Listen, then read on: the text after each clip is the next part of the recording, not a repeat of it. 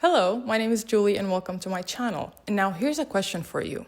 If someone just burst through your door right now and gave you a baby and told you that you have to take care of that baby, you can't get rid of it, you can't ignore it, but you have to take care of it. It's now your responsibility. What would you do? But here's the thing. We all have that child. We're all given that baby at some point in our lives. Now, of course, when we're young, we don't feel like we have that responsibility because we're being taken care of by other people, aka our parents. But once you become an adult, suddenly you get that baby. And now that baby represents us. That's the thing. So when you're given that child, physically, there's no child around me, thank God, but mentally, there is a child that I gotta take care of, and that child is within me. It's a weird concept to know that you have a child when you don't actually have a child, and what the hell is an inner child? I know some of you have heard of it. I didn't. I think my first time I heard of it, I was in therapy. I remember going to my therapist telling her, I'm dealing with issues in my relationship. I grew up with a narcissistic parent. I come from a fucked up place and that's how I feel. And she just looked at me and she was like, you need to heal your inner child. And I was like, what the fuck? A child? And then she asked me, she's like, what do you think that child represents? And I was like, my needs? Could be. And she was like, yes, you're right. Any child has needs, whether they're physical, emotional, or even safety needs. And then she was like, what should you do with those needs? And I was like, take care of them? I mean, they're needs. I need to fulfill them for that inner child who I don't know who you're talking about, right? And she was like, exactly. And what needs do you have? And I was like, I don't know, safety, love, acceptance, just like the basic needs that we all can think of. And she was like, exactly. And do you feel like you fulfilled them yourself? And I was like, no, that I don't. Because I myself, like so many other people out there, we believe that our needs need to be fulfilled by others. Then again, we were children at some point and we couldn't fulfill our own needs. Our parents were supposed to do that, but not all of us were lucky to have parents that fulfilled our needs. Some of them might have broken our trust, neglected us, abandoned us, humiliated us, they were unfair to us, or they treated our siblings better than they treated us. So many things that have hurt that child that unfortunately we still carry on to this day, and we still carry on the same needs because the child never dies. So that's what the inner child theory is. It's a way to imagine that there's a child inside of you. And just like any child in this world, you gotta take care of it. And the truth is, that child actually does exist. It's not here, which is where I think a lot of us tend to refer to in our heart. It's actually our subconscious mind. Your subconscious mind is the silent powerhouse that's running in the background. It's subconscious, so you're not actively thinking of it, but a lot of our memories and our beliefs and our stories and our emotions, they're stored in our subconscious mind. So while we might not think of these stories consciously or all the time, they're still there. They still exist. Meaning whatever you went through, good and bad, you went through it. You can't say that it wasn't there. You can't avoid it. And your brain might avoid it by putting it in your subconscious and not consciously think about it to avoid the pain. It's still there. And because your subconscious mind stores your internal beliefs, guess what? When it comes to your behavior, it's going to push you towards your beliefs. And that's one of the things that we see where if you feel like you're not worthy as a person, then guess what? You're going to behave like you're unworthy as a person. And that can show up in our relationships. For example, we enter toxic relationships because a part of us feels like this is the best that we can do. This is what we deserve.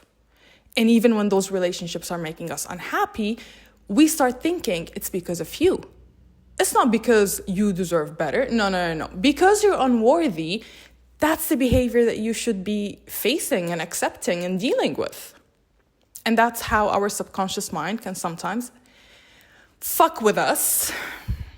But the only way for us to deal with the subconscious mind is to bring it to the conscious mind. And the way that we do that is by working with it instead of avoiding it and just letting it run in the background. Here's where the inner child theory comes in.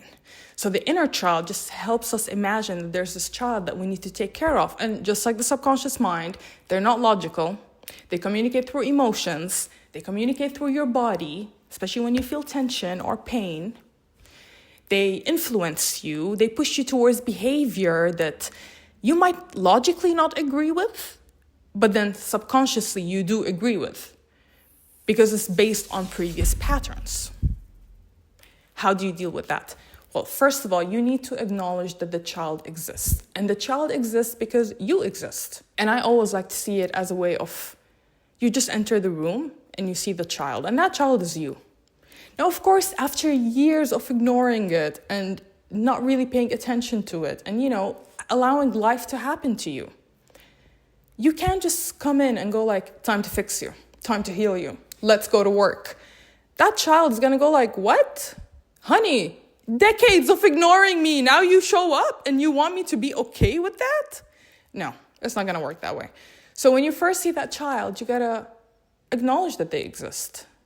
And I remember when I first started doing the inner child work to heal myself, that's exactly what I did for, I think, around 3 weeks, because the concept was new to me. I just thought of myself. I thought of that child inside of me, that young Julie just asking me, I want love. I want validation. I want to feel good. I want to not be alone and in pain. And instead of me telling her like, oh, we need to fix this, we need to do something about it, we need to heal this. No, I just knew that she existed. And I remember, I think for a good 3 weeks, I just sat with her. And one of the tools that really helped me is getting a pillow or a toy, whatever works for you, and just hugging it. When you hug it, you feel like as if you're hugging a child, and just hug it and then think of yourself. Just know that you're valid, that you exist. So focus, first of all, on acknowledging that the child exists. And second of all, build that trust. Now, how do you build trust with yourself? A lot of us don't trust ourselves, and you'd actually be shocked where a lot of us tend to sabotage ourselves, which is not trust. Because if I trust someone, let's say a friend, a lover, or a family member, then I trust they're not going to hurt me. But if you're hurting yourself or these people are hurting you, you don't trust them anymore. And that's the thing. If you want to build that trust, after you acknowledge that the inner child exists, you need to at least try to affirm that inner child that they can trust you right now, that from this point moving on, you're going to do the best for them. You're going to take care of them. You're going to avoid self-sabotage. And when they tell you that they feel unworthy and they feel like they don't matter and they deserve bad things, you're going to tell them, you know what? No, let's bring it to the conscious mind and let's discuss it. Why are we unworthy? That's not true. It's on us to have to parent that inner child of us. So whether you have kids or whether you don't have kids, we're all parents, whether it's to ourselves or to our own children as well. If you grew up feeling like there was no relationship with yourself, that you just dealt with relationships in life, whether it's your friends, your family, or your lovers, your partners, now there's another relationship you have to take care of, and that's the relationship with yourself. But now that you know you have an inner child, take care of them. And if you want to know more and you want to deal with the strategy, I will be sharing that on my YouTube channel soon. So stay tuned and don't forget to like and subscribe, and I'll see you in another video.